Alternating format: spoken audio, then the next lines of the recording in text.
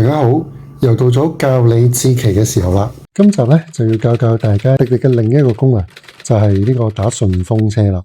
咁係幾時識用嘅咧？就係當你跨城市出行嘅時候咧，就會有用噶啦。咁例如咧，我哋今日喺中山啦，就想去珠海，咁咧就一般嘅叫車咧，就係用翻我哋第5集有講嘅打車嘅方法啦。咁而家咧，我哋就揀呢個叫做順風車，即係呢一個。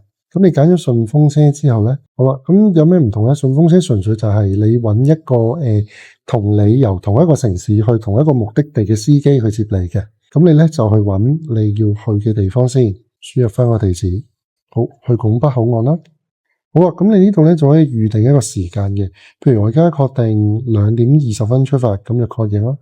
好啦，咁跟住佢就有問你啦，你係拼座即係同其他唔識嘅人，即係嚟晚的啦，價錢係會平啲嘅。好啦，獨享嘅話咧就自己一個人坐，咁如果你一家4口嘅話，咁你咪可以揀2人、3人、4人咁樣咯，係啦。咁呢個就係同個車主去夾嘅啫。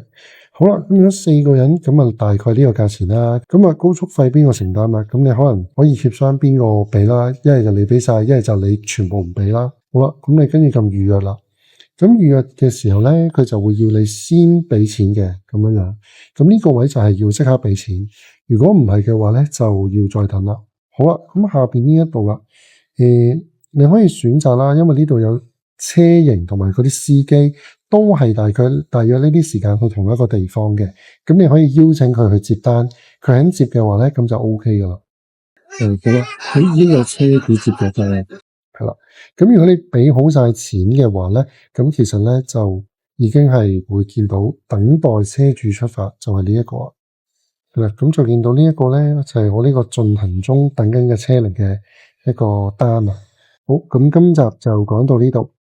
好啦，如果中意呢條短片嘅話咧，咁啊記得 comment 啦、like 啦，同埋 share 啊，最緊要係 subscribe 啊。記住啦，科技生活教你志奇。條短片係咪剪得好靚呢？其實我係揾 Dreamer Studio 幫我剪㗎。下集見，拜拜。